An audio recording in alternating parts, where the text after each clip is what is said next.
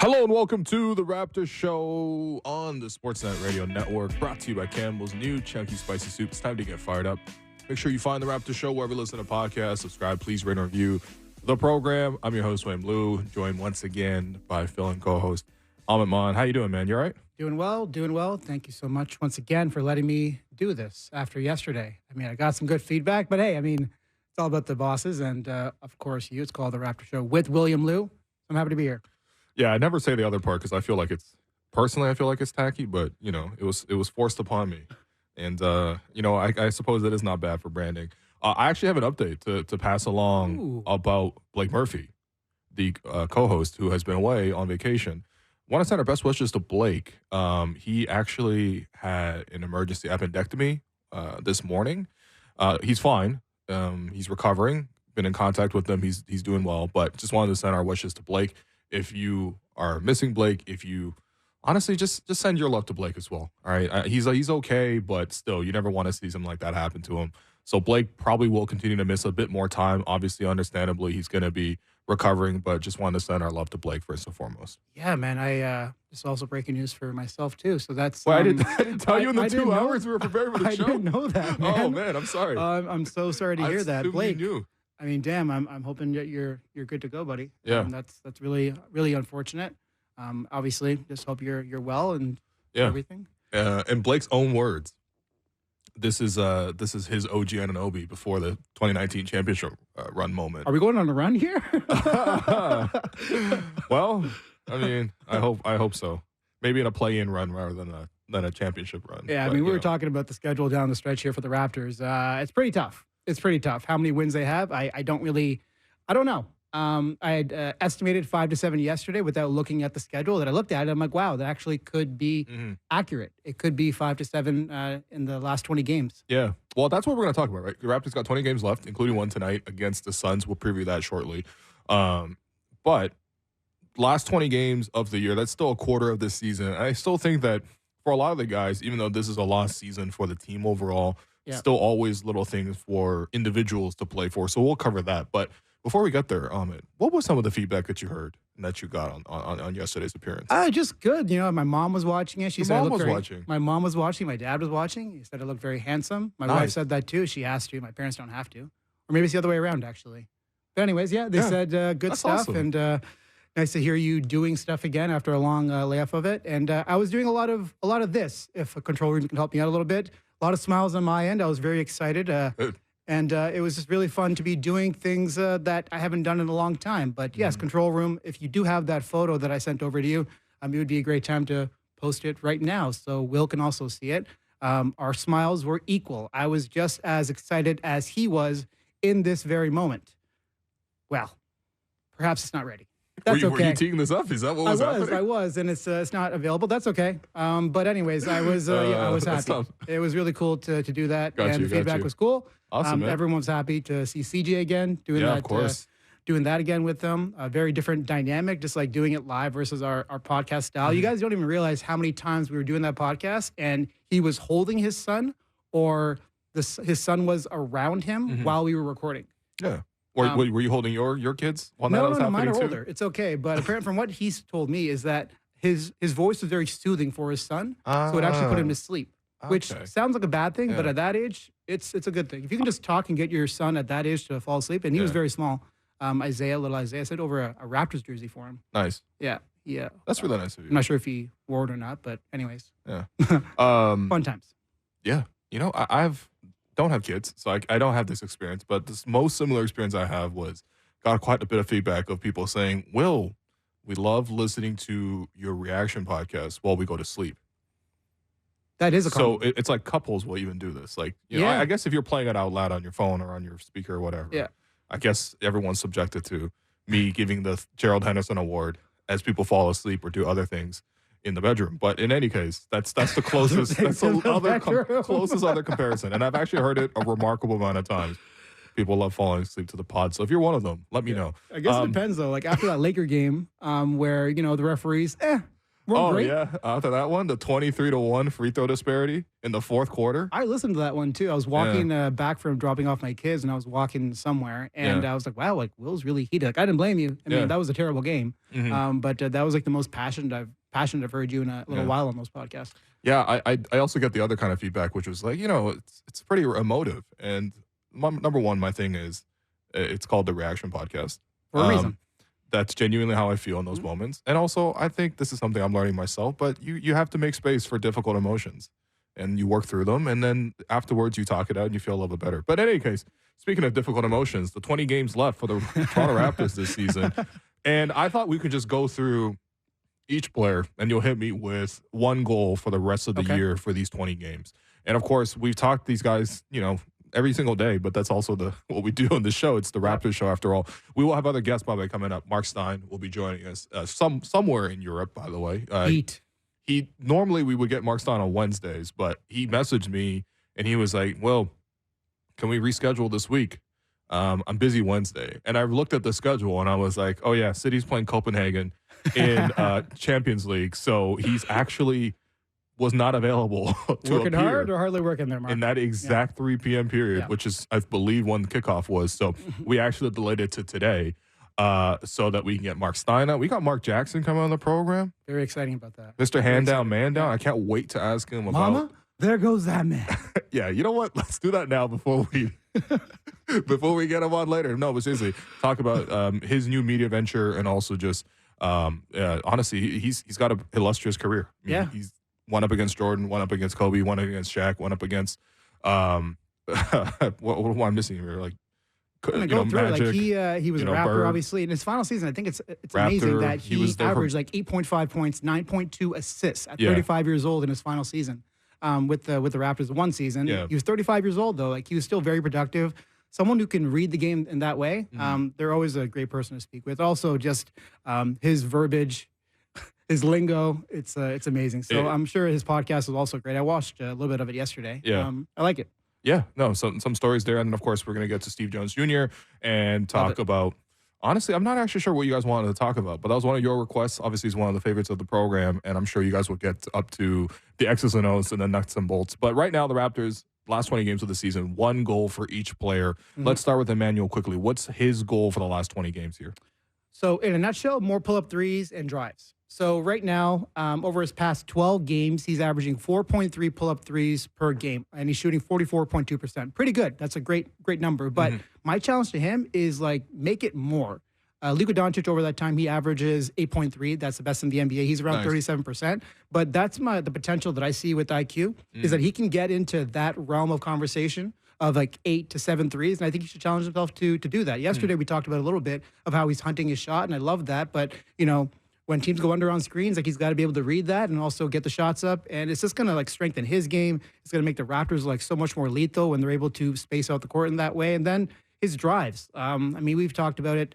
We've all talked about it, man. Like his drives, getting to the baskets, finishing at the rim. It's been a bit of a weak point. It's been better recently. But I mean, last game against the Pelicans, not a great game for everyone, but he had a play where he's coming off a dribble handoff with Kelly Olynyk. He rejects it, and then he drives to the basket and one. And it's stuff like that I want to see him doing more of and getting more creative, finishing around the basket with different options, different versatility, scoops, overhands, his floater. Want to see that pop too. So that's kind of it in a nutshell. But I mean, like looking at the numbers, like he's done a really good job. Like he's consistently like elevated his game throughout his time with the Raptors. And I'm excited to see like what he has in store here because, again, a great opportunity for him, great opportunity for everyone. Yeah, most games are going to have to come down to IQ. Yeah. And Quickley and RJ. And RJ's the next player we'll get to too. But I do appreciate the Asian parenting coming out being like, you know who's just a lot of pull-up threes? Luka. So you should be held against Luka's standard. It's great. It's your next door neighbor who has a 99 average. Brother. And a proficiency I'm award. Also Asian. I know what it's like. That's what I said. That's why I said immigrant parent, baby. I'm like, I know where this is coming from. I agree with you. Look, overall, just the aggressiveness, I think for Quickley, this is obviously a huge impact because this is slated for a payday coming out the end of the season. Big payday. And how big that payday is kind of dependent on him and how he performs in this time. Maybe not necessarily leading the team to as many wins because, again, we recognize how difficult the current situation is. But for Quickley, it's pretty important. It's let's say he finished the season really hot, I think he could probably push it closer to 30 per year. But right now, I think it's between 25 and 30. We talked about this a few times. RJ, his contract's already locked in, guaranteed. His money's there. Playing for your finances, that's crazy. Honestly, that's what we do every single day without even knowing it. RJ, what's your goal for his last 20 games? And less turnovers, more assists. So he was doing pretty well with that since he became a Raptor. But I think over the past 2 games where there's increased attention, he's becoming more of the focal point of the offense as Scotty's out and so forth. He has 8 turnovers and 6 assists. Now, RJ, I think like even Darko mentioned it too, that he is a point guard playing the wing. And I respect that. Like he grew up playing a point guard. He was playing point guard at Duke. He hasn't had a lot of those reps necessarily with the Knicks and with the Raptors, but he has those instincts, right? That's part of who he is. And the great dribbler. Obviously, I love when he gets downhill, but I think being able to make those reads, especially in transition, he gets himself in trouble sometimes where he's just kind of like bulldozing through. And I love that aspect of him, that he believes he can get through some of these small crevices in the defense. He does get through He does, but then sometimes he doesn't, and then it becomes a turnover. It's a live ball turnover, and all of a sudden it's a basket for the other team. And no different than in the half court too, is that are you able to recognize that second level of defense, or do you know where the help's coming? Because when he makes some of those spins, like that's where the help defender is coming at the nail, and he passes out, and it's a turnover. So like we're kind of nitpicking a little bit because he's been very, very good. I hear you. Since he became a Raptor, but this is like, as Darko's mentioned too, like he sees so much potential in RJ, and these are ways in which he can kind of tap into that. Yeah, I think the context here really matters because you're mentioning the last few games when Scotty's been out, there's more defensive attention. Because overall, since becoming a Raptor, his turnovers are not high. It's 2.2 a game. His career average is 2.1, so it's exactly in line. In fact, he's actually increased his assists, although I think the Raptors also play in a more pass-heavy system. Regardless, overall, he's done a good job. But as you mentioned, it's the attention to detail. I think last game he had 2 driving turnovers where, yeah, I mean, most of his turnovers are off drives, to be honest. And he does play in a crowd, right? Yeah. So he draws a crowd. I think he is looking to pass when, obviously, the double team comes to him. It's just about recognizing those, making the right passes out. And, again, a lot of it is going to come down to RJ. My personal thing for RJ is just get that free throw back, man. It's absurd that he's shooting like 50% from 3 or from free throw, and he's also shooting like 40% from 3. It just doesn't really quite make sense for me. But ultimately, those are the 2 guys that are going to have to perform night in and night out. They probably have to go for like, honestly, close to 60 most nights for the Raptors to get enough offense. By the way, they're playing the Suns tonight, so that's going to be difficult. But we'll get to that in a second. They will put 60 up. Yeah. No question. Another young starter that we're keeping tabs on right now, Gary Trent Jr., unrestricted free agent at the end of the season. He picked up his player option this year to remain with the Raptors. Has been a starter, has also come off the bench. Now he's a starter, and I think he will remain a starter because of all the injuries.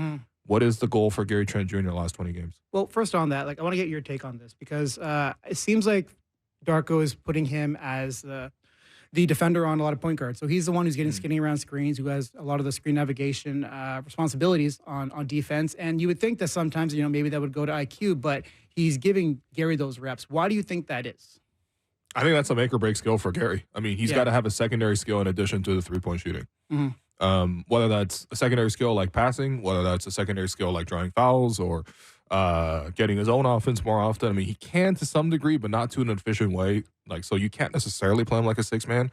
And I think the easiest path is for him to get back to where he has shown for flashes defensively. I mean, we've seen it for months at a time. Even in the bubble, I thought he was really prominent defensively, but it's always little moments. I think that has to be a consistent part of his game.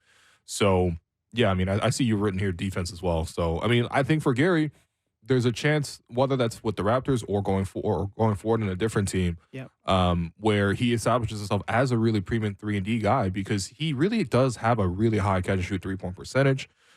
He plays well off of other players. It's just you need that secondary skill, especially if you're going to be a starter, and it has to be consistent. And for him, if he can establish that defensively, that's how he can carve a role for himself going forward with the Raptors or the different team. And to be a starter, too. Like if you want to be a starter in the NBA, you need those 2 skills, as you mentioned. Sure, and that's the thing that's kind of holding him back from being solidified as this is a starting shooting guard in the league. And he has great hands. Like he has some of those heavy hands that you've mentioned before with Fred VanVleet, Kyle Lowry, and so forth. He has that. And also, his feet can move pretty well, but he has to commit himself to being a bit frantic in that sense and being a little bit choppy with them, getting around screens and just staying in front of defenders. Or offensive players. I think that's where he has to kind of lean into a little bit. And also, I mean, you mentioned the the shot frequency around the rim. I would love to see that kind of get back to at least where it was last season, because right now he's down like 4% and 2% in shots from the rim and also from short mid-range. And also in terms of efficiency, it's down 5% from both locations. So I don't see why it has to be like that. You know, Raptors have gone through like 4 different phases of their season. I think he could definitely get back to doing more of that kind of stuff. His step backs in the short mid-range, getting to the basket off cuts, working off of Kelly. I think that's in the realm of possibility for him. He just has to commit himself and also recognize the defense, right? They're going to want to take away a shot, right? And they want to keep the paint open. So there's going to be backdoor opportunities for him to get to the basket. And hopefully he finishes and makes layups. It'd be great if he made transition layups in particular. I think that's a big sticking point. Yeah. But I also think that there's something you can learn from Grady in that sense, which usually wouldn't say for a rookie. But, you know, I think Gary's off-ball movement, especially compared to Grady on the same team, there is a gap there. For Grady, what do you want to see from Grady the last 20 games? Damn, man, just get the shots up. Just more shots? Shots. Do you want him to, like, not to say chuck up shots, but, like, do you want him to, like, take every single shot the ball comes to him? Yeah, I think, like, what's unique about him is that he kind of has a really good idea of the shots he should and shouldn't take. There are a couple of shots he's taken over the past few games where I'm just like, whoa, that was a quick trigger. But he made a couple of them, missed a couple of them. He's very aware of what he's able to do. And so right now he's over the past like 12 games or so, he's at 7.6 shots per game. 4.4 of those are threes. I would love to see that get to more around 10 shots per game. And that's more of like a Darko thing because like you said yesterday, he's kind of like a system of the offense that he has in front of him. He's running off a lot of screens, and they got to incorporate him into the offense so he has these opportunities to be the kind of player that we're talking about and to get these shots up and to compromise defenses, make some of the passes and the reads that we're hoping he's able to make at some point in the NBA. So I think that would be a great step for him and also for the Raptors as well. And for some reason, I just feel like I want to see him take 5 charges. That's like a number, a weird number, because I want to see him be able to make those defensive instinctual decisions, right? When being able to stunt, recover, knowing where, his feet got to be. He's planting himself. He's well-positioned. He's not moving on the charge draw. Like, stuff like that I think is really going to be helpful for him as he carves out where he's going to be effective defensively. Yeah, everybody's got to have a calling card defensively, especially when you're honestly a weaker defender. And so you're seeing a little bit of that with Quickley right now, staking from behind, poking the ball away. For Grady, taking charges, being a human crash test dummy. I mean, he already does lead the team in charges, so hopefully he does more of that going forward. Which is a problem in itself, too, is that he shouldn't lead the team in charges. I want Grady to focus on taking the right shots, and I want him to finish above 40% from 3 on the season. That would be a really, really good mark as a rookie. I believe he's like 38% right now. You can check that while we pivot to Ochai Agbaji. So Ochai, the last 20 games here, I think number one for me, I wanted to get back into the lineup and stay healthy because this is a huge time for him. Rookie extension eligible after the end of this year, but I kind of doubt that that's going to happen right away.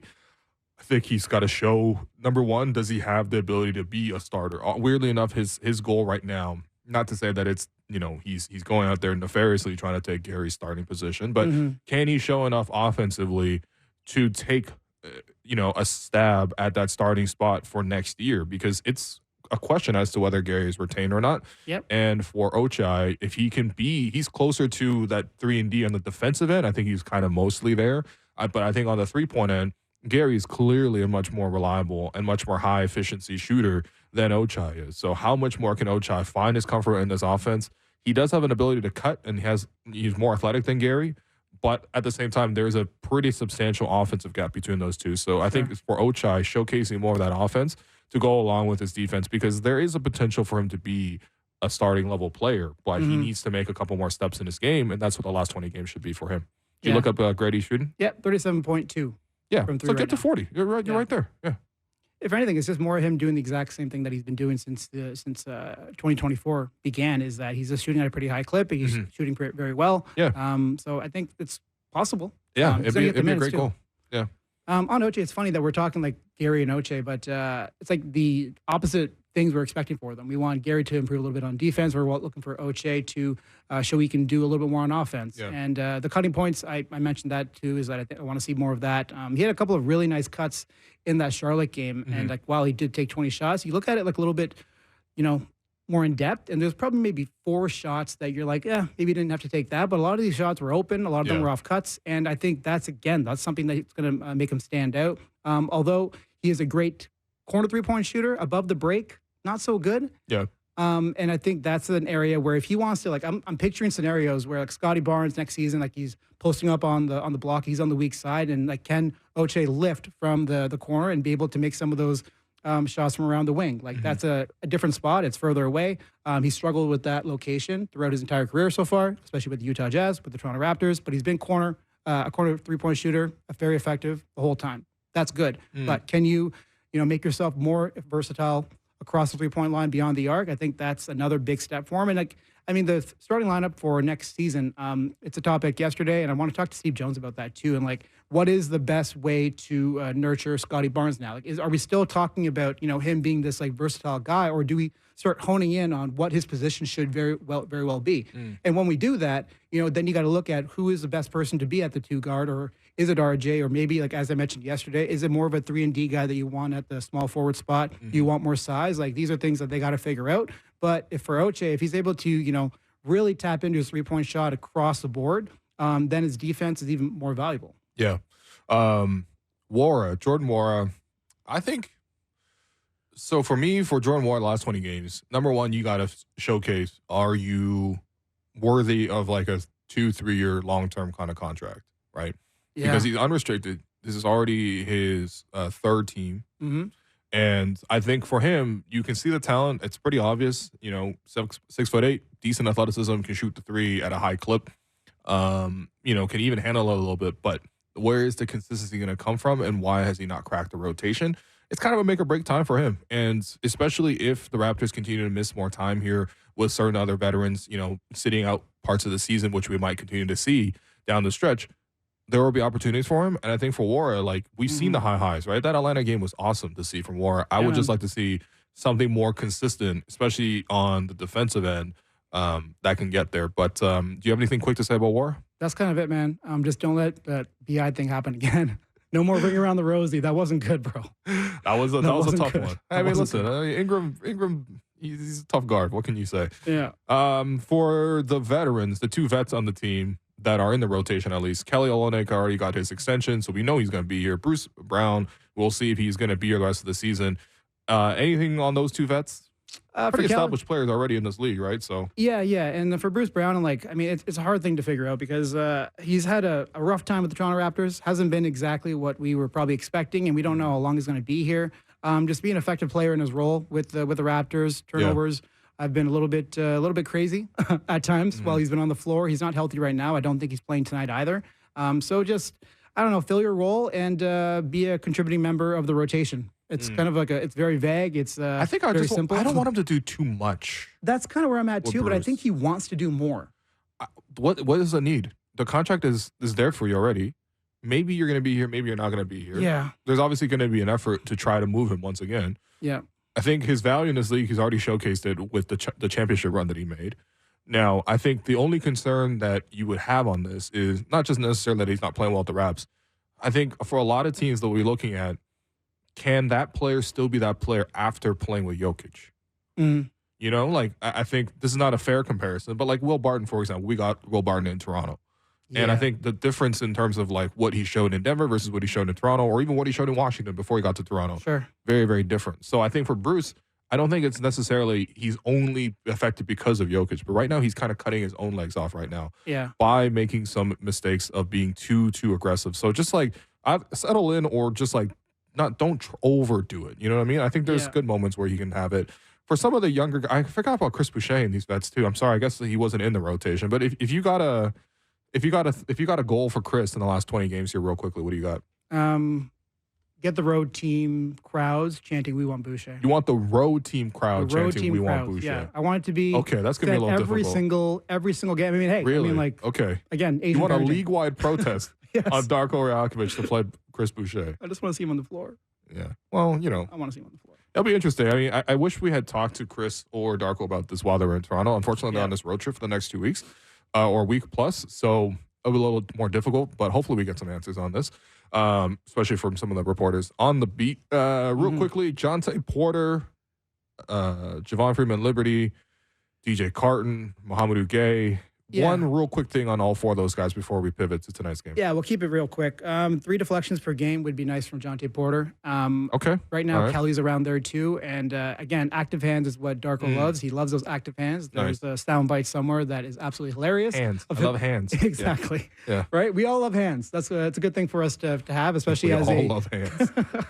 Especially as a low man, right? And who working in pick and roll. Sure, like having good hands is going to be important for him if he's going to be undersized in some of these matchups coming up. Yusuf Nurkic is 290 pounds, right? That's going to be a problem for them. He had 30 rebounds very recently. So that's something he's going to have to probably figure out. JFL, I would love to see him just establish himself as a rotation piece. And if he's able to do that, 8 to 10 points per game. I think he's extremely talented. I love, he's got a very smooth game. It seems like everything's so natural and fluid for him. I love everything about him in terms of as a prospect, and I think he's going to be able to be a rotation piece next season if they really want it to be, but we'll have to see how that goes. And for DJ and Mohamedou, force yourself into the rotation.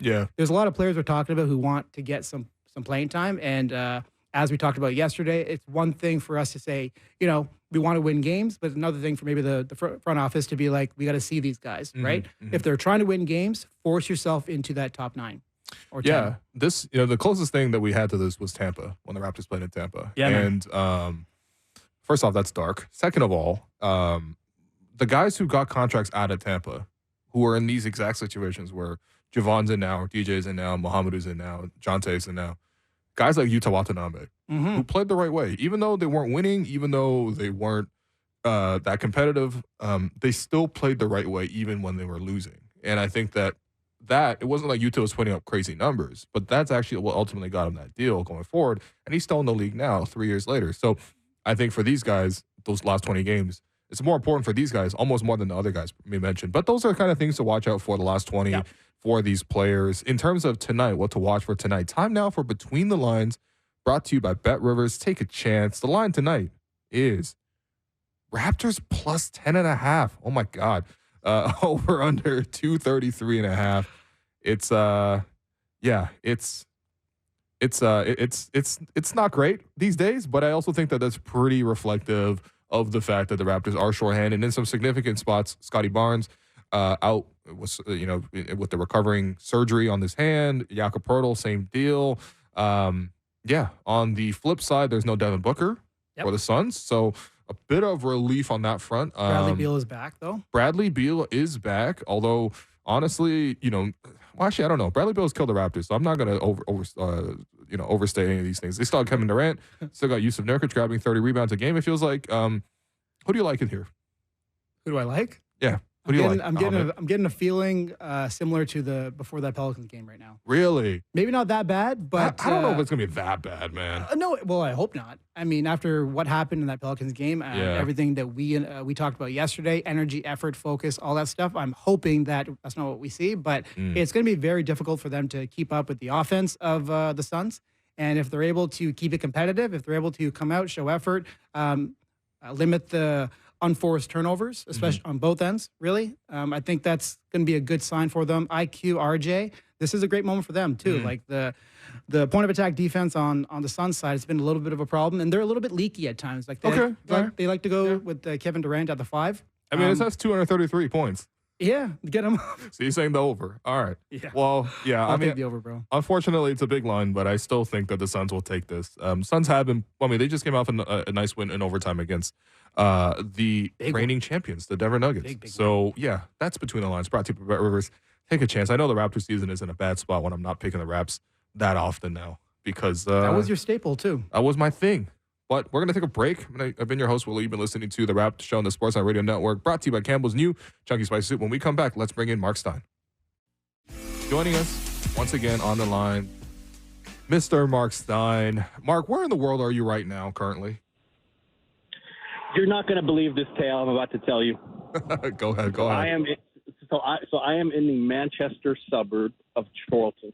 Okay. I'm having dinner with a close friend who's covered basketball. He's like Britain's longest-serving basketball writer. His name's Ian Whittle. I'm with his son Tommy, his partner Ariane, and we're having dinner, and they took me to a place called Brewski that serves, their specialty is poutine.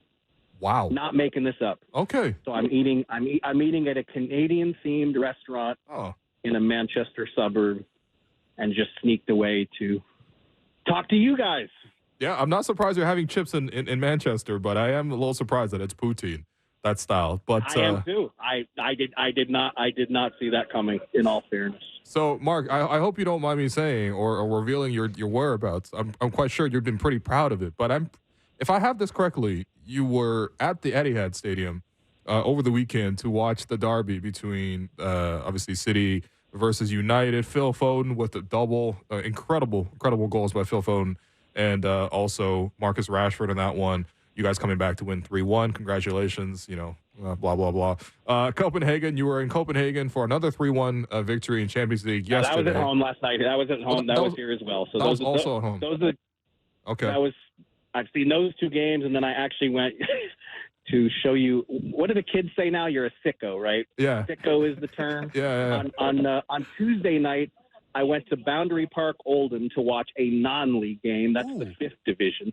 Wow. And then on Saturday, because City play at Liverpool on Sunday, on Saturday, I'm going to Port Vale in the 3rd division because that's in the Stoke area, and it's a ground I've been to something like 40 to 50 stadiums. I actually have a list at home. I don't have it on me, but I am, like I told you, I have major issues. No, but I've never been to Port Vale, so I've been set up to go to a 3rd division game Saturday. And then this is going to disappoint you. You're not going? Because I can't get a ticket. I've been coming here almost 30 years. I've been making trips over here for almost 30 years. I have never encountered a tougher ticket in my life than City at Liverpool on Sunday. Yeah. Press guys I know can't get in. Really? And I'm absolutely blessed. I'm going to do another shout out. I'm absolutely blessed. I have these friends who've been going to games since the 60s. Barry Gates, Alan Martin Dodd. I'm just giving them a shout out because I love them that much. And so they're always able to get me tickets. Every time there's a tough spot or a small allocation, I've been here, they always find a way. Like when Phil Foden made his senior debut for City at Oxford United in the League Cup, a tiny stadium, they got me in. They got me a ticket for that one. But for this game on Sunday, I can't, like I said, I cannot complain because I'm the most spoiled American ever when it comes to coming over here to watch games. But there is no way I can get a ticket. Mark, I gotta say that is it's everyone wants to see Jurgen versus Pep for the last time, and well, actually, I guess potentially the last time. There might be other meetings, but if I'm not mistaken, but in any case, yeah, it's definitely the place to be, and I understand why it would be difficult to get tickets. But I mean, I thought I was a sicko for watching like Europa League on one other screen here while doing the show as Liverpool is cruising to a win right now over Sparta Prague. But no, you're a true sicko going to some of these non-league games. But listen, man, I was exposed to it when I was so young, and literally the first 15 years that I followed English football, I wasn't able to see it in person. So I just built it up into my head, right? It's this magical thing. And so I think I was 25 or 26 when I finally got to come here. And this is my first trip here. City had just been relegated, so City was in the 2nd division at the time, and they were the people here were shocked. They were like, "You're coming here on your holiday to watch Manchester City? Are you insane?" Yeah. Like the locals couldn't believe it. Now it's so different. City is a worldwide phenomenon, right? And but you're not one of these bandwagon fans flying in from all over the world. No, I mean, like I said, I've been coming to this part of the world for almost 30 years. I am. Yeah. I think you guys can probably hear it in my voice. I'm giddy when I'm here. I get it. Man. I fit into the culture. It's just and that's the thing when you wake up on a Saturday here, just even if your team's not playing, like it's just. The anticipation for soccer is I don't think there's anything like it where you guys live or where I live. No, I'm so jealous, but I'm also so happy for you because we're talking to a man, all right? Because a lot of City fans right now, they get a bad rap, like okay, you hopped on the bandwagon, Pep came there, you guys won everything, got a lot of money and all that kind of stuff. But we're talking to a man who probably seen Haaland's dad All right, play for City, not just Erling. No question. My third trip here, City were in the third tier. Yeah, that's and real. that was the year that United won the treble. So it was a long ride to where it is now. Believe me, I did not anticipate interrupting a poutine dinner to speak to you guys. I didn't exactly see this coming in the year 2000. So can you be the person to ask about this? What's the story behind Joe Mazzulla and Pep Guardiola exchanging kits? Mazzulla, I don't know how he picked City. I haven't had the chance to ask him about he's a bandwagon. Come on. He's a bandwagoner. I'm going to but okay, and look, maybe he is, maybe it's recent, but from what I heard, he follows every kick of the ball now, and so it was All-Star break, and he arranged to come here, and couldn't wait to huddle with Pep, and again, based on everything I've been told, he is pretty closely following everything that City does, and Pep. They had a full-on strategy session and talked tactics, and so no, I don't think it was more than just let's swap jerseys. Got you. Amit, we're going to stop talking soccer for a second. So it's okay. You can get into basketball questions. No, it's all good. I mean, I like seeing people happy, right? And Marc Stein is clearly absolutely giddy, as you said, where he is. How is the poutine, though? Is it good? The poutine was not bad. I am probably not a poutine expert. But good when I taste. come to Canada, we were talking about food last time. And there's tons of food in Toronto that I love, but I can't say that I'm a huge poutine connoisseur. So I'm probably not the best judge. But honestly, I wanted to help. I wanted to see. This is basketball, but the NHL trade deadline, which I'm sure you guys know, is tomorrow. Oh, and that's so we got the day off tomorrow, buddy. Exactly. We're shutting down. It's a national holiday here in Canada. I'm fascinated by this. And I finally wrote a piece about it this week. The NHL season starts 2 weeks before the NBA's, but the trade deadline is a month later. Yeah. Why? It is a bit strange. I hear you.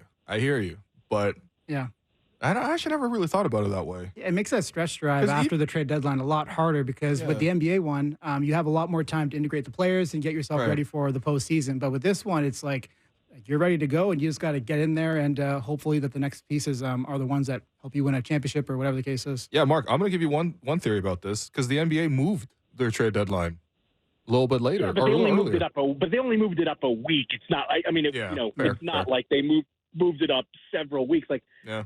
Again, every March when I see that it's the NHL trade deadline, this thing just fascinates me that, anybody who's traded tomorrow at the buzzer, they basically get 4 or 5 weeks with their new team and then the playoffs hit. Yeah. So this week I actually did a piece and I actually asked a few hockey expert friends of mine, give me your theories. Why is it like this? Because it just seems so late to me.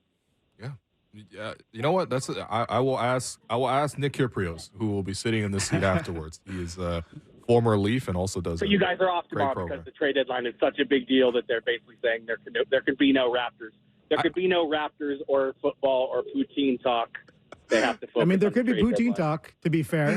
Mark, the Raptors are 28 or 30 games under 500. I don't even know what that is right now. They're losing by 40 these days. First time they've done that since at home since Skydome, since they were playing at Skydome. So, it's not a big thing to bump the Raptor show these days, and certainly it's not something I mind either. But Amit, please ask him a basketball question.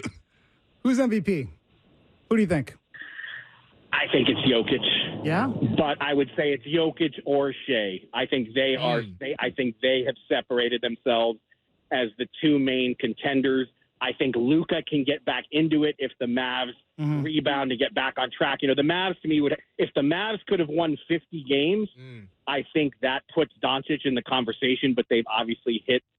They're 1-5 in their last 6 games. They had the 7-game winning streak. The All-Star break came at a horrible time for them. They had finally gotten some momentum, and then they've certainly been wobbling here lately. But to me, I just think Boston is so good and so deep that I think Tatum is going to struggle from that perspective, just because they are so good. I think that probably works against his MVP case. But if the Thunder win the West, Yeah. Oh, and Cat's out now too. Maybe it is Shea. Maybe Shea can beat Jokic out. Mm. Yeah, that's what I was curious about because, like, they're kind of neck and neck. They're both incredible players in their own right, and they're both helping their team, like, dramatically win games. When they're off the court, it's a huge difference. And in estimated win shares, you want to take a stat, like, they're pretty much neck and neck. So for a voter, like, what are some, in your experience, what are some of the things that can separate a case like this? Because it is so close. Well, I would say this. I am no longer a voter. I haven't voted since 2017, but I think I have a pretty good handle on the mentality that most voters approach this with. I mean, look, every voter can do it any way they want and be justified. So, I mean, I think you do have to underline that. And, you know, there are so many more metrics and analytics available to voters than the last time I did it, which I can't believe 7 years ago. But I can just tell you the way that I always approached it. And the way I always approached it was, it is purely judging the best player of the season. So it's like Jokic, I think if we were having who's the best player in the world discussion, Jokic is probably going to win that argument. But that's not what MVP is about. MVP is meant to reward the best player of that particular season. Don't let past seasons and past playoffs cloud your judgment. And based on that, Shea Gilgeous-Alexander will have a great shot at it because the Thunder have been such a darling. They've been so much better than anticipated. And that does give him a real shot at this. And, you know, to me, again, these are my standards, but I always felt that it doesn't matter who the best player in the world is because, you know, back when I started, we could have just given MVP to Jordan at the start of every season. There would have been no need to have an MVP vote or discussion because the best player in the world was always Michael Jordan in the 90s. But that's not really what MVP is supposed to be about. You're supposed to reward the guy who's had the best season. Now, what constitutes the best season? That's where you get the debate and so many different people with different standards. But, you know, I think Shea definitely, I would say he and Jokic are at the top of the top of the heap with 5-6 weeks to go. Man, he's got 46 30-point games. 46, Shea. That's what he does every single game. You open the box score, and Shea's got probably about 32 to 35, probably like seven rebounds, 8 assists, kind of thing. A couple steals. How big a deal is Shea's MVP candidacy in Canada right now, would you say, as a story? I think number one, for me watching Shea, this is a continuation of what he did at the World Cup. The leadership that he showed at that moment. Of course, it's a continuation of what he did last season, and he's been building progressively as a player. But especially the poise that he shows late game, that's all that he showed for Canada in the World Cup, where unfortunately they got bronze. But they beat Luka along the way. They beat Team USA. It's like they got bronze. Oh no, I just think they had the talent to even win gold because they actually beat Germany in the tune-up games leading up to the actual tournament itself. But regardless, I think for Shea, this would be a really big moment for Canada. I think, honestly, I know for a lot of Raptor fans, myself included, we would love to see him here sometime. It's not going to happen anytime in the near future. That OKC team is set up for success. Never say never. I do wonder with Jokic, and in terms of different standards, do you have to have a better season than the other 2 MVP seasons you've had to win your 3rd MVP? Because I don't think anyone's looking at this Jokic season and saying this is better than their other 2 MVP seasons. I don't even know if it's better than last year's Jokic necessarily, which he didn't win MVP, although he did win Finals MVP, which is more important. Mark, should you have different standards if someone's actually going for their 3rd rather than just their 1st in the case of Shea? I personally would say no. Okay. But I think I also have to concede that not everybody sees it the same way. And the reality is, remember, and this is important to remember, the league gives you 0 guidance on this thing. And the league loves us having these debates and arguing about it. And one of the reasons why they went to the in-season tournament was just to give us something else to focus on and argue about in the regular season, because before the in-season tournament, like the MVP talk would start literally 3 games into the season, sometimes on opening night. On opening night, somebody would go, here's an MVP ladder, 18, and they would say, they're getting their MVP campaign off to an early start because like the league loves us arguing about this, because it is the MVP race is one thing that is consistently given the regular season meaning. And that's just something that they're constantly worried about. at the league office. How do we make the regular season matter? Yeah. All right, Mark, last thing before we let you go, back to your wonderful life of eating chips and watching all sorts of football at every spoiled, level. Man. I know I am ridiculously spoiled. I apologize. No, trust me. If I get enough time in this game as you have, I would love to be in the exact same position right now, eating chips while anticipating and looking forward to a whole bunch of matches. But real quickly before we go, your finals prediction at this given moment. I think you had Celtics versus Nuggets, and I think you had the Nuggets beating the Celtics. Why did you have the Celtics come out in the East, and why did you have the Nuggets come out the West, most importantly? Well, look, I do want to say I am one of those people who, once I make a prediction in the preseason, I don't like to change it. So really what it is, more than, I predicted Milwaukee to win the East, so I can't take that back, and I will take the L on that. But basically, I wrote a piece after the Nuggets and the run they've been on, and after Boston just obliterated Golden State with that 61-17 run, which again, say that, write that down a few times and look at that number. I mean, to me, last season was all about parity. This season, to me, on my scorecard, we have a clear favorite in each conference. Mm-hmm. I don't care what the standings say. The Nuggets are the team to beat. The road to the finals still goes through Denver in the West. And I think any Western Conference team, if they were telling you the truth, they would say the same thing. And Boston, look, we still have all the questions about the Celtics in crunch time, and they're going to have to do it on the biggest stage to prove it to us, to hush the doubters.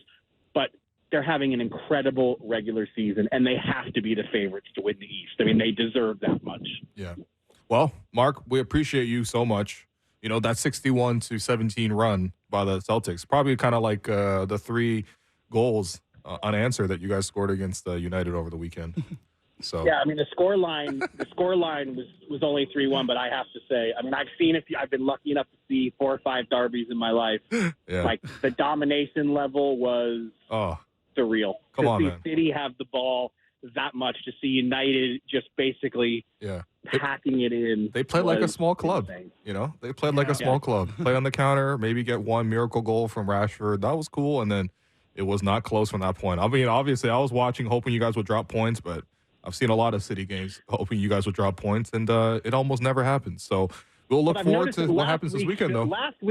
Last week's substitute host, who I believe was touting his United fandom. How come he's not back here today? I don't think he wants to represent United publicly anymore. I think he's hiding and cowering. Also on Substack, by the way, Raptors in 7. You could find him there. But Vivek Jacob. Yeah. Mark, we appreciate you, all right? All right, gents, be good. All right, speaking of those Boston Celtics. What? You haven't commented on my sweater. Oh, well, we'll get there. But right now it's time for the spicy side of the day, okay, sir. Sorry. I wanted to point it out. Like, we're going to break soon. I wanted to. We have another hour, man. Don't worry. We got this. We got this. You could have said at the beginning. All right, time now for the spicy side of the day, brought to you by new Chunky Spicy Soup. Are you ready to get fired up? So we're on top of the Celtics, right? The way this is how I set it up. Celtics net rating this season is 11.3. It's 11.3, their net rating. That's the difference between our offensive rating minus their defensive rating, 11.3. That is almost double their league best mark of 6.7 from last season, which was also owned by the Celtics. To put 11.3 net rating into historical perspective, here are the only teams with a higher net rating in NBA history. Okay. 2017 Golden State Warriors. They won 67 wins. They had a net rating of 11.4. Mm-hmm. Going back before that, 1997 Chicago Bulls. Oh, boy. 69-win season. We're here. 11.8 net rating. And then, of course, before that, the 96 Bulls, the 72-win season, 13.4 was their net rating. So, obviously, that's just absurd. But that's the entire list that I found on StatMuse.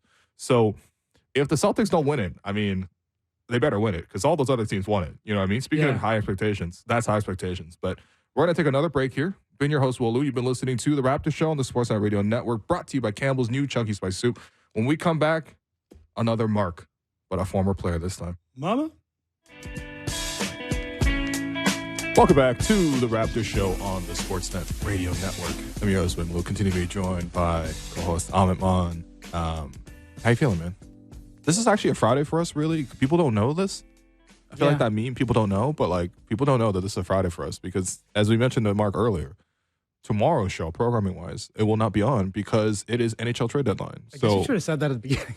I think Blake kind of undergoing minor surgery was more important news, but we will not be on tomorrow morning. But in the meantime, we still have found the time to bring you just a killer slate of guests. And today, and joining us on the program right now, is Mark Jackson, who has recently launched the Mark Jackson Show on Cameron and Mace's network. Come and talk to me. Been listening to the couple episodes of the show, Mark, and I got to say, it's really gotten, obviously, everyone's heard you on ESPN calling finals games for a very long time, but it's really gotten people to get a chance to hear you have longer conversations, be more like yourself, and talk to a lot of the people in your life. So, Mark Jackson, thanks for joining us on the show. Well, thank you so much for having me. I'm having a good time, and I certainly appreciate hearing you guys and obviously connection with Toronto and Canada in general. So it's a pleasure to be on. Yeah, we will get to your time with the Raptors, even though it was brief, a couple notable moments for sure. But I want to start with the fact that you've moved on to do the Mark Jackson Show.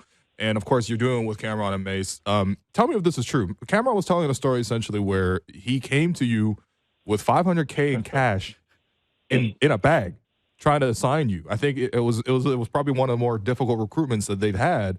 Talk to me about that experience and was it true, and also what it's been like working with those two rap legends.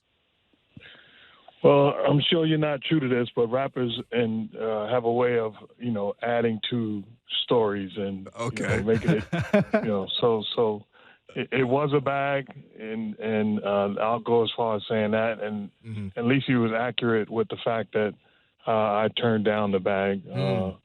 So I was more impressed with two guys that were passionate about, me being involved and passionate about my comeback story and being a part of it. So that was the impressive part to me.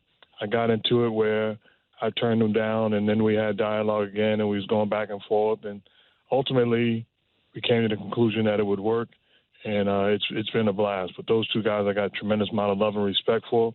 I really appreciate their stance, their impact on today, the way the sports is being covered, their success, and it means a lot. You keep on living and you realize how important it is to have people that are passionate and concerned and caring about you winning personally.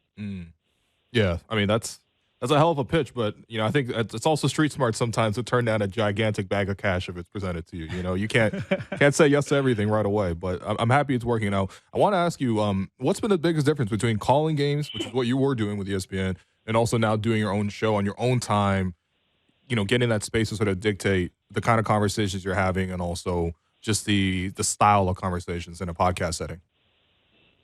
It's a huge difference, as you're aware of.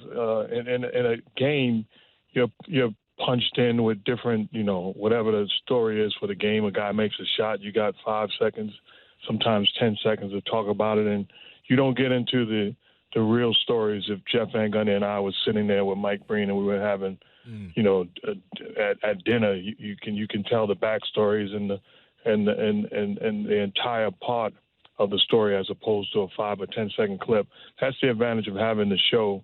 And also I'm telling my stories and my history and stories that I know firsthand and being able to add, to it. If I'm doing a, LeBron topic, I'm talking about what he's doing in this game and how he's impacted history and all of those things, as opposed to, I can personally get into relationships and encounters I've had in those situations. It makes it, much more intriguing in my opinion.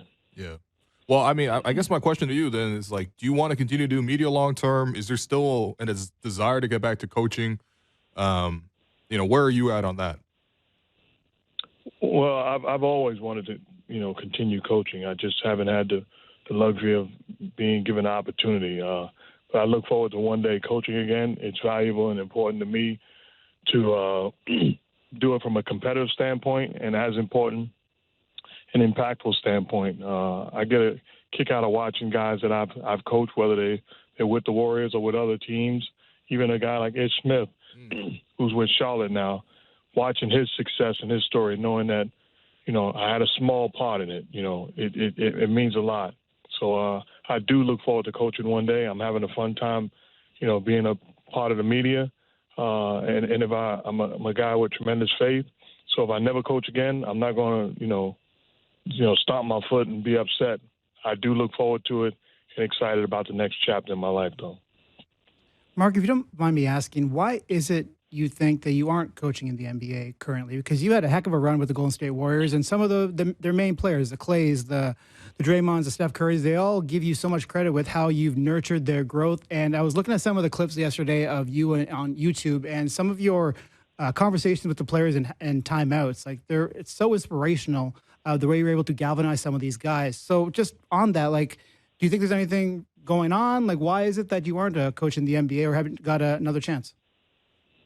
Well, obviously, I humbly submit something's going on. I don't know exactly what it is. I've had, some interviews. I've been a finalist a couple of times, and they've went different directions, understandably. For whatever reason, you get down to the last two, you got to pick one, and that doesn't mean that the other one isn't worthy.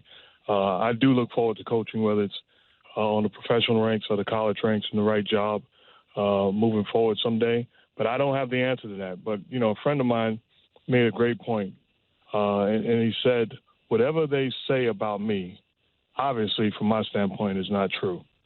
But hypothetically, if it was true, we are documented in a time where there are coaches in this league today that have had things said about them, and it can't be debated because they've been to 2, 3, 4 stops, and it's been consistent. If it's true about me, and I've never had another opportunity to make it right or make it wrong, it's unjust, which is unfortunate.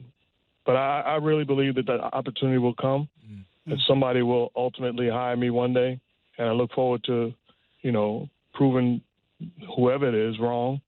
And I'm going to continue to live my life and conduct myself in a form and fashion that contradicts anything that has been said about me negatively. I take pride in myself as a man, as a father, as a friend, as a coach. Those things are important to me. I hear you. Well, I think for us on the other side of things, selfishly, I think a lot of people have really enjoyed your media career, right? Yeah. I mean, I'm going back, and obviously we knew we were going to interview you yesterday, so I spent a lot of time yesterday listening to the program that you're on, listening to a lot of your best calls over the years in the finals games. And I couldn't stop listening to some of the catchphrases, because I think when you're talking about broadcasters, not that you guys want to say the same thing every single time, but there's certain things, right? Like your former partner in the booth, Mike Breen, the bang call. I mean, it's iconic, right? And so I think for yourself, I want to ask you about some of the origins of some of your catchphrases when you were doing live broadcasting. We got to start with "Mama, there goes that man." I mean, when was the first time you pulled that out? If you remember a play that came out of that, and also just like give us the history of that one. I wish I would. If I was Jeff Van Gundy, I'd detail the moment, the quarter, the possession, the player that shot the ball, and the year that it occurred. I'm not good with that. What I will say is that pretty much all of the catchphrases have come freestyling, spur of the moment. And it's just the nature of a New York City kid talking trash on the playground in the middle of a game, or an NBA player in the middle of practice talking trash, and you stumble onto something and you say, "Well, that was all right." You get the right reaction, and then you continue it. Yeah, that's pretty much where they all come from. There's been some obviously that's been suggested, or I can remember using a line that a guy in a clothing store sold me a suit, and he said, "This is good. I'm going to send a suit to you." And he used the line, and I'm like, that's not bad. And he said, "You should use it in the game." So that night, I actually used it and, made his day. Do you remember what the line was, or? Yes, I remember the line. I think LeBron James went to the rim, dunked it, and the guy, because he had to ship my suit to my house, and he said, it's not how you drive, it's how you arrive. So basically me getting to the game. So I use it as LeBron James, dribbling through the lane and dunking on somebody, and I used the line, and it made his day. That's pretty good. Well, I mean, there's a couple other lines, of course. "Hand down, man down," another classic. "Allow me to have this dance." Absolutely. Another classic. You did do your homework. Hey, yo, the homework is watching the NBA Finals. Like that's the easiest homework in the world, right there. I think my question is: have players come up to you and like repeated these phrases to you, or just like shown you sort of that appreciation of sort of your work in terms of on the broadcast? Because again, when people think to like finals broadcast moments, like a lot of these phrases, people like it's instant for people. They instantly connect with it. So I want to know if that's the case with players too. Absolutely, they do an impression of you. They basically look forward to saying it. They'll say it towards another player. I can remember specifically, you mentioned Mike Breen with the bang. I can remember doing the NBA Finals with Phoenix in it with Chris Paul at the point guard position, and he talked about, while we interviewed him before the game, how he looked forward to Mike Breen saying bang when he made a three. That night in the game, Chris Paul shoots a three, looks over towards the table and says bang. And so it's moments like that you realize how impactful the phrases that you utilize during the course of games or situations, how impactful they are. And it's documenting history. And I tell you, I was fortunate enough to be with, in my opinion, the best to ever do it, with Lisa Salters, Jeff Van Gundy, and Mike Breen for so long. Yeah. Well, I was going to ask you about the crew, at least the former crew. What was give me one favorite thing you had about working with Jeff, one favorite thing you had working with Mike, and also one favorite thing you had working with Lisa? Well, working with Lisa, first of all, like a sister, and she's the best at what she does, and she does it not just with basketball, but also with football at a level that you gotta acknowledge her greatness, and fortunate to call her family. Tremendous human being, and we've gotten closer and closer over the course of the years, and somebody I got the ultimate respect for. When you talk about Mike, he's the GOAT at what he does. And he's, I believe that Mike Breen and Ernie Johnson are the two best point guards in all of, television. They have the ability to, run their team, initiate the offense, and set guys up like nobody else. Ernie does it obviously with that TNT crew in studio, and Mike does it in the midst of the biggest games we have. And a guy that's family to me, I got tremendous respect for and appreciation, because I watched him, early on coming out of, getting the Madison Square Garden job calling Knick games, and then propelling to GOAT status. And then Jeff is somebody that I think it's criminal that he's not a head coach, whether it be in college or in the pros today. I've met, so many people over the course of 40 years, almost 40 years in professional basketball, and he is as bright as I've ever met. Nobody do I trust more if I had to have a discussion with somebody about basketball and get an opinion or advice. Jeff Van Gundy would be at the top of the list. He is a brilliant basketball mind and an even better person. He's had great success with the Knicks, with the Rockets, and he's now a consultant, a senior consultant, advisor to the Boston Celtics. And Brad Stevens and that organization raves about him to be expected. But he's a guy, I believe also, he's the only person that could have done the job in qualifying Team USA, putting him in position to win a gold medal. Spur of the moment with a bunch of guys that wasn't in the NBA. He wins the tournament, and they advance. He's a guy that, again, family for life. And the best moments with all three of them were not calling games. They were just at dinners, just sitting around at a dinner table, talking about family, friends, and relationships, important things, joking. And we had an incredible producer all those years by the name of Tim Corrigan, who's still with ESPN, who does an incredible job. So we were family, and we will always be family. Yeah, you definitely got the togetherness of the group. Because I think, the one thing you can tell that you guys were really together and connected as a group was how often you and Jeff would argue. About the most random things. Fake. And I got to say, I mean, obviously I've never met either of you in person, and we're speaking now, but, watching on the television, I'm like, Jeff seems a little annoying, and I would like to argue with him too. Like, if I were around him in person, I'd argue with him a little bit more. So I want to know, obviously, as someone who works so closely with him, is that annoyance does that come from a genuine place, like of Jeff just sort of having that little bit of I don't know if he's irritated or he's just opinionated, talk to me about that chemistry you guys had. All of the above, and he'll tell you that he's annoying.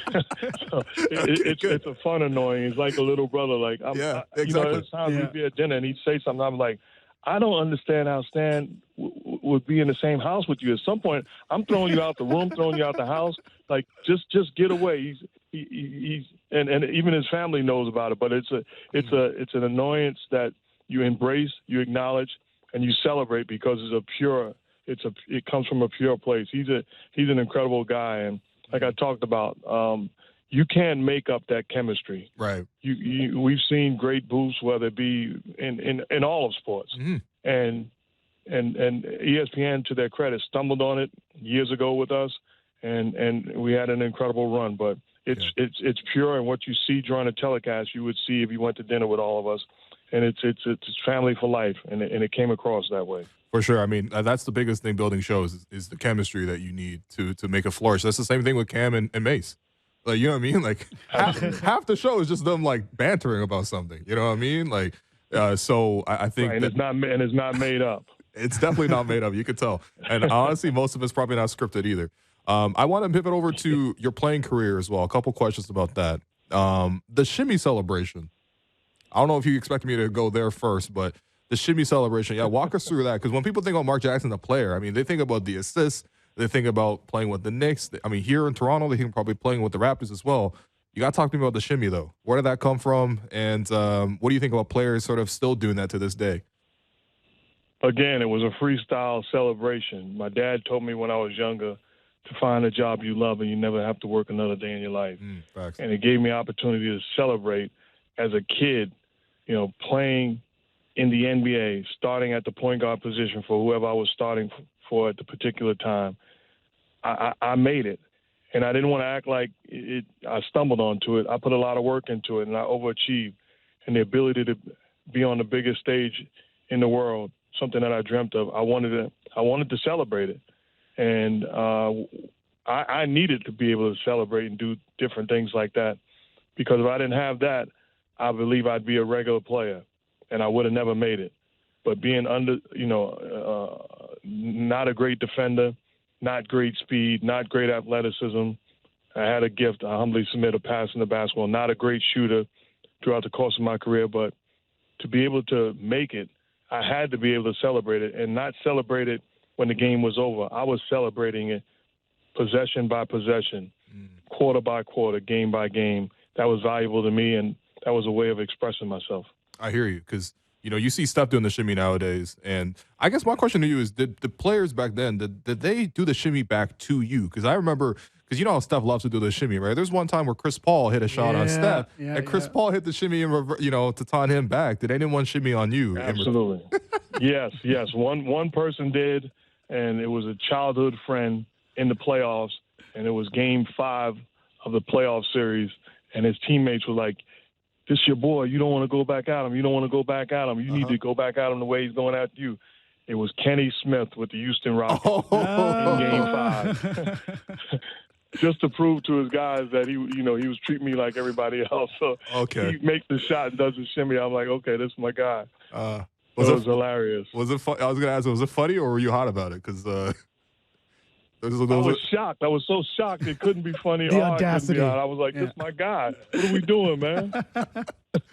That's awesome. I also want to ask, too, I mean, this is something that you hear about now, the Mark Jackson rule, a.k.a. or maybe even the Charles Barkley rule, but one of the two of you. Because they implemented the rule that you can't back down a player for 5 seconds. How does it feel to have an NBA rule book change, essentially based on your game? Again, it's absolutely incredible. If you told me when I was a kid that that's going to occur, I'd be like, how is a rule going to be changed in the NBA when I'm not in the NBA? And so I really, humbly acknowledge it, and it's shocking to me. But then there's a side of me that's frustrated by it, because it's okay for a guy to cross me over 5 times and blaze by me and lay it in a dunk, but I can't back him down for more than 5 seconds. So it was an unfair rule, but something that they obviously did to make the game much more attractive and to force different type of plays to have success on the offensive end. But I take it with great pride that I'm part of the reason that the rule was changed. Yeah. You maybe see it called once a week in the NBA now. Yeah. You know? Yeah, and they take more than 5 seconds, but they don't enforce that rule, which No, is they like, don't. I wish I was still playing. I was about to say that too. There's a Raptor named Scotty Barnes who has done his share of. It's called Barkley post-ups, but absolutely, it should be called the Mark Jackson post-up too.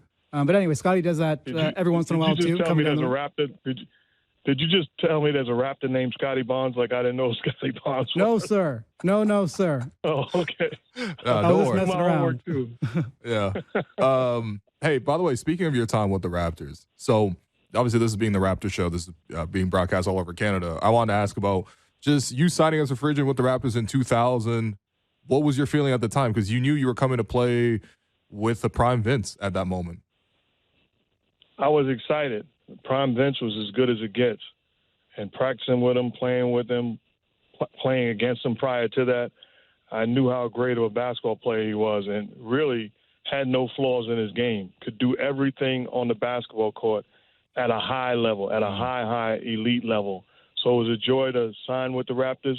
I actually, purchased a house in Toronto, with the family. We absolutely loved it. The kids were going to school across the street from the house, so they come home during lunch and spent a lot of time there. And to me, it's very similar to New York City. I loved it. My family loved it. And class organization and always pulling for them. Yeah, if you kept that, I don't know if you kept that house or not, but you would have made a lot of money if you bought some some property in Toronto in 2000. Yeah, the crazy thing is I didn't keep the house, but when I was traded, I actually had. I mean, this tells you how great it was. I sold it within weeks. Yeah.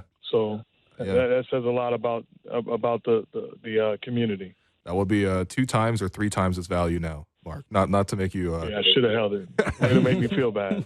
You could have held it. You know what? My question, because I missed the Vince period, unfortunately, as a younger fan of the team, but for Vince at that time, it's always been the league was looking for the next like MJ, right? And of course, there's never going to be no next Michael Jordan. Like that's ridiculous. But at the same time, Vince, Kobe, T-Mac, other guys sort of like were kind of positioned in that way. Did you see? I mean, as someone who actually did play against Michael Jordan, and not to compare the two players, you don't want to diminish how great Vince Carter was, but did you feel a little bit of that push at that time in the league, like looking to market the next star? And how close was Vince to being that next star for the league as a whole? Well, he was extremely close, and he was a guy that rightfully so they pushed. His talent was elite when you're talking about players in the league.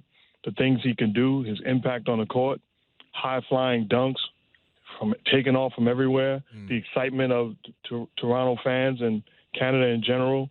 So he was a guy that they certainly had eyes on, and you can make the case he was one of the guys that was pushed forward with his all-star appearances, his dunk contest, and all of that. But, in fairness, Michael Jordan and Kobe Bryant separated themselves at that position, not only because of their skill level, but as important, their will level, their competitive drive was just different than anybody else's. But you rave about what T-Mac and what Vince was able to do. They had no weaknesses on the court, and true Hall of Fame, all-time great players. Yeah, easy assists. If assists were easy, I mean, first off, assists are not easy, but if they were easy assists, playing with Vince, playing with guys like that. Well, I mean, speaking of some of these great players, you played against Jordan more than a few times in playoff moments. Not to go through some of the more difficult ones, but still, you played against Jordan in his prime. You played against Kobe and Shaq in their prime.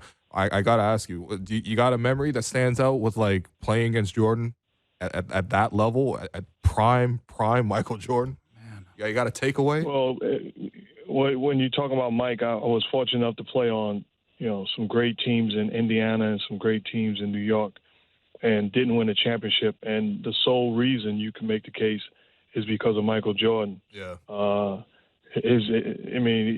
That Bulls team was great, but without Michael Jordan, they're not winning 6 championships. And I can make the case they're not winning 1.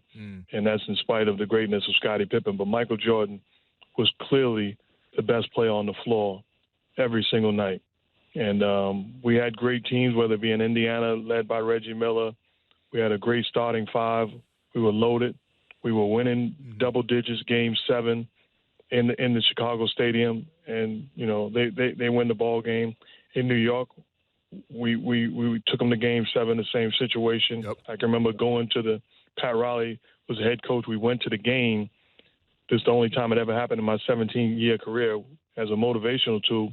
Pat Riley said, we're going to the game dressed already. So get taped, put your uniforms on, put your warm-ups on. We got on the bus ready to play. It didn't work because they had Michael Jordan, but it was a heck of an idea. You know what? I appreciate the sentiment, I mean, you got to play against Kobe and Shaq as well. 2000. What was I mean, damn, a lot of tough opponents if you're going to win the championship. So, what was that experience like? It speaks for itself almost. But I got to ask you. Again, we were a loaded Indiana team, and we felt like we were the better team. Now, they clearly had two all-time greats in a special room of anybody that's ever played in Shaq and Kobe. But we felt like we were the better basketball team. And we're in Game 4, down 2-1, and Shaq fouls out. And we think, because at that time it was 2-3-2 as far as the format of the finals, so we felt like we get Game 4, it's 2-2. We're going to get Game 5 and go up 3-2. But something happened once Shaq went down, a young fellow by the name of Kobe Bryant absolutely took over the ball game, and he put on a clinic, making tough shot after tough shots, like he had been waiting for that moment his entire life. Yeah. And Kobe, they won Game 4, we won Game 5, and then they beat us in Game 6. But it was the greatness of those two guys that put them in position of winning their first championship. Kobe scoring, and Shaq for the series, I believe, averaged 38 and 17. They were absolutely dominant. They were dominant. Yeah, and that's 38, by the way. I remember in Game 4, Kobe hits a couple of shots in a row once Shaq goes down, and I tell Reggie Miller, switch, let me get him one possession. I'm not thinking I'm going to stop him. I'm thinking I'm going to hammer him and send a message that you're not winning here. He makes a move so fast and eliminates me from the picture. I have I can't touch him. So he knocks down the jumper. I look at Reggie and I go, you got him. I don't want no more.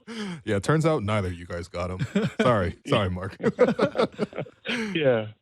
Last question for you, sir, and thank you so much for your time. So you are one of 7 players in NBA history to have over 10,000 assists. A hell of a mark. That's so cool, and it's a credit to your passing chops. But, in Steve Nash's last season, he didn't play too many games, right? Only 15 games. But in that last season, the final game, 2014, April 8th, he had 5 assists, and he passed you on the all-time assist leaders record. Tell me, have you guys ever talked about that? It's a funny kind of thing. I've thought about it. No, I've thought about it. There's no way in the world that Steve Nash didn't do that on purpose. He passed you by 1 assist, man. One single assist. By one assist. His body held up for one more assist. But, one thing I thought about, I left the game being the number 2 assist man all time, which is crazy. No one's ever going to catch Stockton. When I thought about that getting that mark, one thing I said, people are going to pass me. One thing I don't want, and I feel bad about, a dude that's not special passing me. And everybody that has passed me is a first ballot Hall of Famer and a clear-cut Hall of Famer. And Steve Nash is obviously one of the greats to ever play the game, not just point guards, but one of the great players to ever play the game. I remember being with the Raptors, and he came home to play against us, and he shot 11 for 11. I'm like, this guy is special. So shout out to Steve Nash and his great career. Yeah, but he had to get that 1 extra assist. But, I mean, the other guys that passed you, I mean, it's like Jason Kidd, it's like Chris Paul, and it's LeBron. Special people. You don't mind. You don't mind if one of your – by the way, there was also a really nice woman in 2000. I don't even remember this, but you were playing with the Raptors, and you passed Isaiah Thomas in the assist leader charts. And I think they actually – kind of stopped the game a little bit, and everyone gave you a big ovation in the game as well. I don't know if you remember this so much. I think it was in the middle of the 4th quarter almost, but there was one moment in Toronto where you passed Isaiah Thomas, and everybody celebrated you in that moment. Do you remember this? I do remember. How could I can't forget when you talk about passing an all-time great like Isaiah Thomas. Watching him as a kid, watching him even as a college student. The great performances he put on. He's an all-time great, not point guard, but player. And in that rare room when you're talking about special talent. So to pass him, to pass Magic, that was special for me. Fair enough.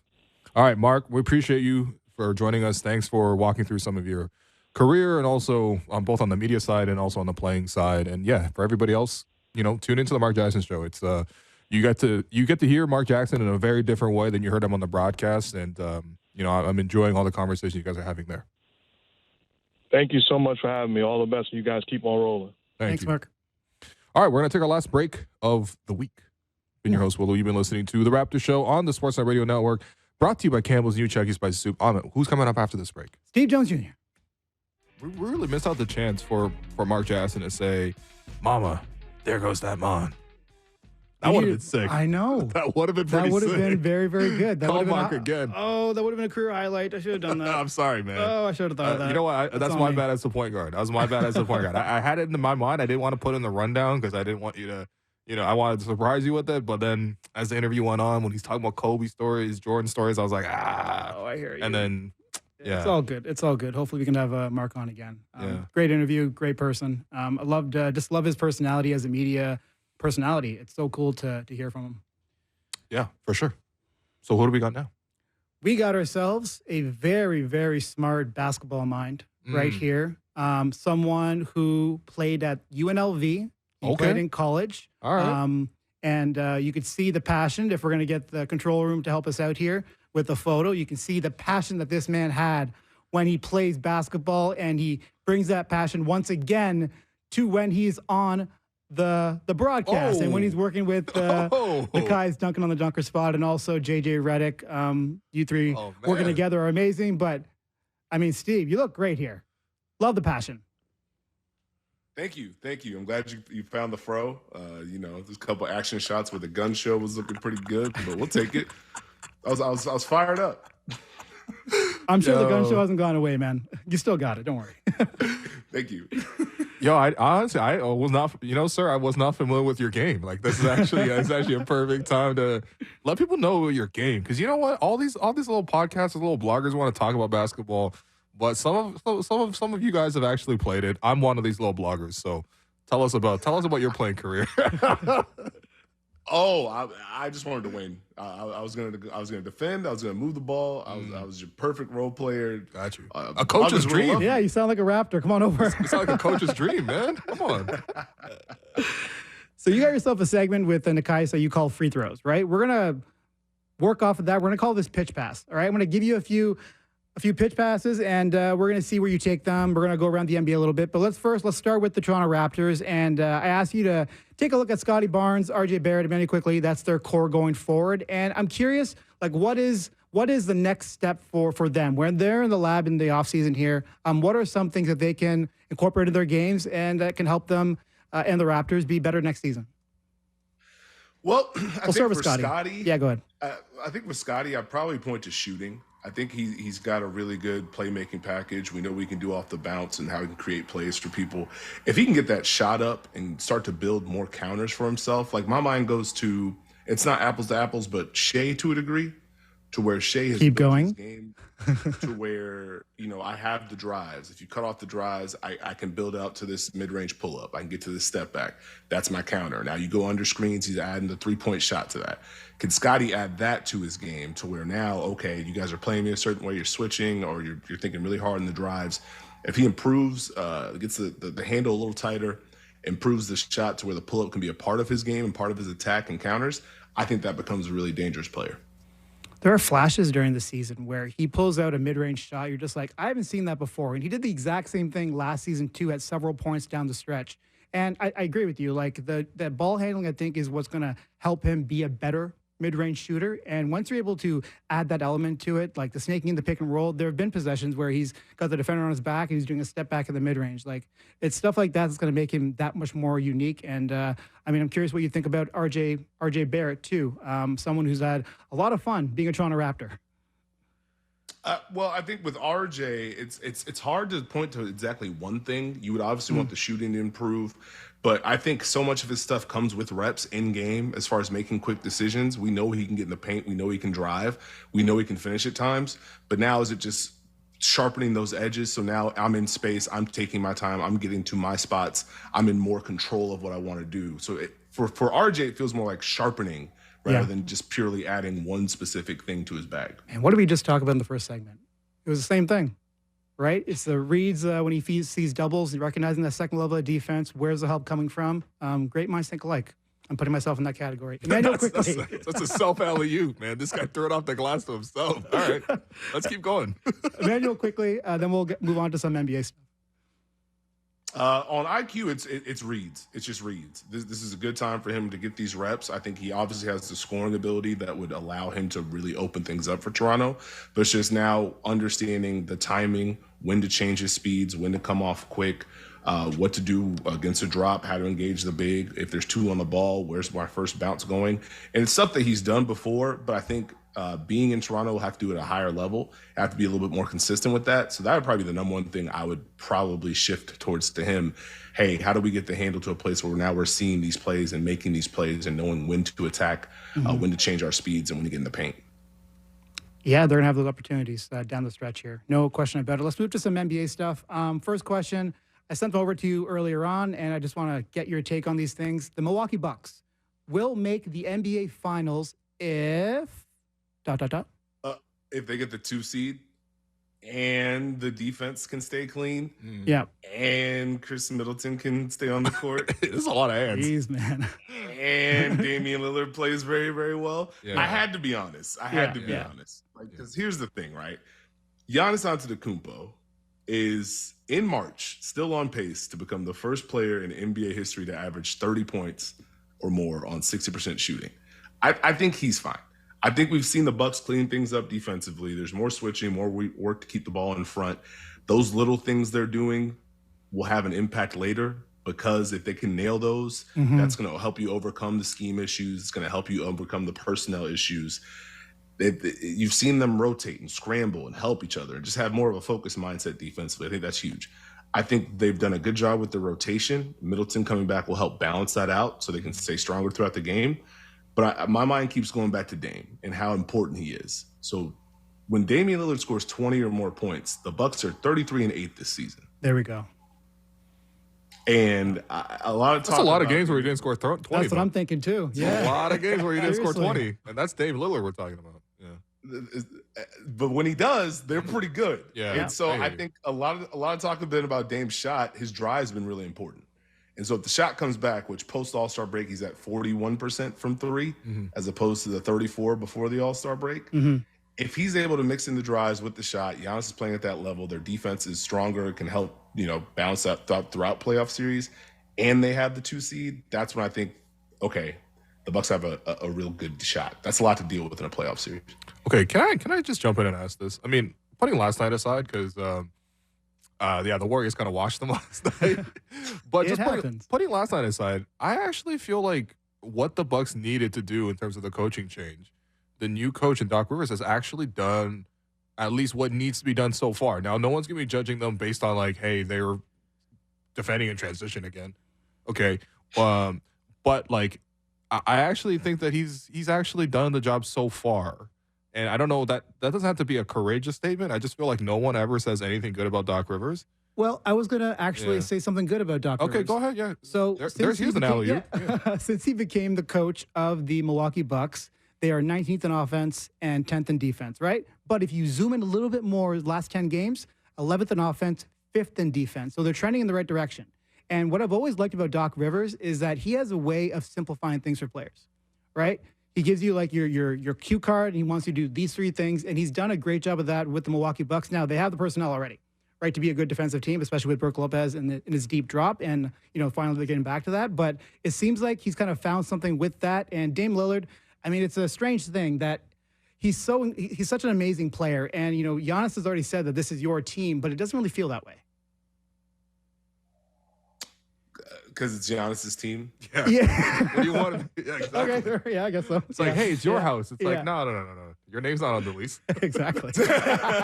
Like, it's like telling your girlfriend when she moved in. It's like, but it's, it's our house. It's our house. Our house. It's our house. I'm paying the bill. Well, in that scenario, you might want to shift differently, but that's a different conversation. You're right. It's too dangerous to talk about this. Go ahead, please. Damian Lillard, safer ground. LA Clippers. Okay, another team that is praying that they're able to stay healthy and also hopefully win an NBA title. But what are their weaknesses? 1, 2, whatever. What do you think? You know, the biggest weakness for me right now, and this is going to sound wild, I'm going left field. Do they really have a fifth guy to take them over the top? They need another guy? Holy. They don't need another guy. But I'm looking at during this stretch where it's like, okay, are the Clippers that good? They had some rough moments. In the back of my brain, I'm thinking they have Kawhi, they have Paul George, they have James Harden. Yep. We've seen the highs from them offensively and defensively with this unit. They went on runs. They've shown what they can be. So I'm not going to question that portion. My thought is, okay, in the playoffs, in a playoff context, what happens if Zubac gets hit defensively? That's where Mason Plumlee comes in. That's what they did last night. They were like, hey, Mason Plumlee, get in there. Şengün's hurting us early, and I thought he did good defensively. Guess who didn't play the last 2 games before last night? Yeah, I know. Mason Plumlee. Yeah. He's not there. So that's where, and I love Mace. So sure. It would totally work, but that's okay. That's a big and another big who does the same thing. If you want to stay big, the other option is Daniel Tice, which, okay, in a playoff context, am I just helping off Daniel Tice? Yep. You have the same role gravity as Zubac or Mace. Yeah. Okay, if we don't like that, now we go small. We traded out a lot of our versatility with the small lineup. So in theory, Terrence Mann, right? Terrence Mann should be the person. We go our big three: Norm Powell, Terrence Mann. That's small. Terrence Mann and pick and roll. One, it's small, but Terrence Mann and pick and roll doesn't have the same like Bruce Brown effect. To where he's making those decisions on the short roll. And when he's spaced, our defense is treating him with that kind of respect, with that, not to like disrespect his shot, but he's probably going to be the help point by default, which means they're going to try and funnel the ball towards him. That would probably be the same with Russ. So that is the one thing where I'm thinking, okay, outside of Denver, where it's like, I don't think y'all have an answer for Jokic. If you get deep in these series and a team can force you out of being big, can you maintain? Because in theory, you should be able to have the versatility. We can go big, we can go small, we can alternate and kind of have that versatility to help us throughout a playoff series. But more and more, my eyes are going to what happens if they just don't have the fifth in that combination. Yeah. Part of me is also, when I watch the Clippers, I'm like, every possession is a jumper. There's a lot of jump shooting with that team, which is fine. They have incredible jump shooters. But at the end of the day, I'm like, you get into tighter series again. When you think about like close possession was the best shot your team can realistically create. Yeah, that's when I watch the Nuggets and I'm just like, dude, it's like Jokic doing a flip shot from 5 feet, or he's throwing that little disguised lob to Aaron Gordon. And I'm like, I will take 10 of those shots in crunch time way more than I will take 10 pull-up jumpers, even if they're Kawhi shooting them. You know, a stat for you: the Clippers, 20-18 versus teams above 500. I think that means something. Okay, I think that means something for one reason, okay, because they do have an isolation style. They do depend on James Harden to create edges and create advantages, spray it out, Paul George, Kawhi Leonard, do your thing, but it's so isolation heavy. Now, if they're able to get to the last 2 minutes of a playoff game, they can win that, but they got to get there. And I have issues with believing that over the course of a series, and like they may win 1 round, win 2 rounds, whatever, but when it comes to winning a championship, will they be able to have that style and they can implement it and they can still win in some of these series against a Denver Nuggets, right? It's going to be very tough for them to do that with this kind of ethos. It's the pull-ups that are getting y'all, huh? Yeah, it's just a lot of jumpers, man. I mean, it's cool. It's cool. Like 23s, they'll beat any team in the league. Yo, trust me, Kawhi Leonard, like. He's a god here, okay? We literally have the jersey hung up behind Amit, and Amit is wearing a sweater that says "Understand the Grind," which is Norman Powell's brand, and he bought this back in 2019. This is true. When he wore it for like at least half the games in the finals. I saw this man in this sweater every day. Yeah, but he's a Clipper believer. But I mean, at the same time, you do see some ups and downs with that group. 100%. One more question for you, Steve, before we let you go. And control room, once again, I need you to help me out here. Who is your big money role player heading into the playoffs? I know you love a good role player, someone that knows their role, that's going to get the job done on both ends. Who is that person for you? And once again, control room, if you can bring in that photo that I hope will help us out in illustrating the importance and the big money aspect of role players. Money. I'm starting that role player every time I play basketball. I'll tell you that. My mind went to a lot of people that probably graduated from that tier, like your Derek Whites, your Contavious Caldwell-Popes. Oh, I know you love Derek White.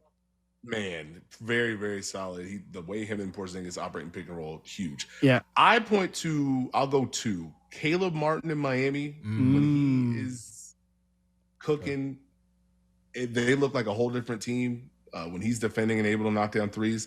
And I'll go Royce O'Neal in Phoenix. That's a good one. We'll see him tonight. I think the Royce O'Neal fit has been very good. He can help them defensively, knocking down some shots, being able to attack some closeouts.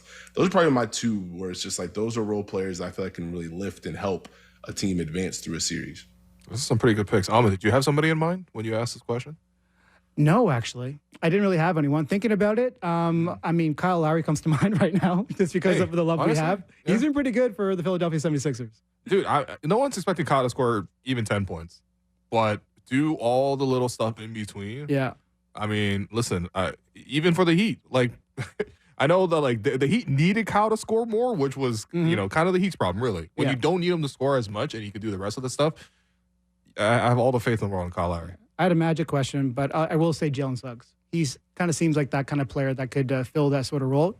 We got to see how they do in the playoffs, but the way he plays the game, how hard it is, you just watch him, you focus on him for an entire game. You're going to see how much he impacts things on both ends. Steve, this was really, really cool of you to come on. Thank you so much. The Dunker Spot podcast, you work with JJ Redick. You're one of the best out there. Thank you so much. Thank you. Thanks for having me. Hey, you're a producer's favorite too, but we'll mention that at a different time. Yeah. What a week of shows, man. I've been really happy. First off, very thankful to both you and Samson for helping fill in. Blake, get well soon. We might need some more fill-ins, but we'll work that out later on. But most importantly, how did you feel about being on the show the last couple of days? Too much fun, man. Too much fun. Especially, I mean, yesterday was cool too, but I mean, today, just like talking to some of these people, some of these talented basketball minds. These are some big names, man. Yeah, man. Shouts to Daniele for getting us some of these big names, man. Indeed. He brought in Mark Jackson. Such a cool person to speak with. I mean, just like the mama there goes that man. We're looking at clips on YouTube. I was looking last night. We're looking today too of just like the moments that he's covered in NBA history. And I wanted to ask him, like, you know, what's his favorite NBA finals he's covered? But it's just the fact that he is synonymous with what we view as the NBA finals. It's such a moment in sports, to me at least. And he's such a big part of that. And yeah, I mean, working with you has been very, very fun. Chopping it up with you. I'm sorry. I didn't talk much before the show today. I was locked in on Liverpool versus Spartak or Sparta Prague. But yeah, no, I'm happy. Look, we work closely all the time together anyway, right? You're the producer, and you know there's a lot of things that you know kind of go hand in hand with that role. But I know for you, you know, you've been doing a lot of podcasting, but it's been good to get you back on the air, get you those reps again, get you feeling comfortable again. You know, you said yesterday you were like, I got to shake out the cobwebs, a little bit of rust. I didn't see that. I didn't felt that. But you know what? You might have felt that, but we didn't see that. We didn't hear that. Yeah. And I'm happy for you. And yeah, you know, these have been some great guests. So again, programming note, we will not have a show tomorrow. It will be hockey. Too bad. All day. So I will be probably enjoying some time with family, but I hope you do the same. And yeah, Raptors wise, obviously the Raptors Reaction podcast will continue. And then next week we'll figure it out at the moment. But once again, I want to send best wishes to Blake Murphy. And yeah, that does it for us today. Been your host, Will. You've been listening to The Raptors Show on the Sportsnet Radio Network, brought to you by Campbell's new Chunky Spicy Soup. It's time to get fired up. Make sure you find The Raptors Show wherever you listen to podcasts. Subscribe. Please rate and review the program. Thanks once again to producer Amit Mann, and producer Austin Mackey, Jennifer Olnick, David says, Jared Madden to helping behind the scenes. Thanks to our guests, Steve Jones Jr., Marc Stein, and Mark Jackson. Big, obviously, thanks to Amit again. And thank you, we'll be out next week. Be well, everyone.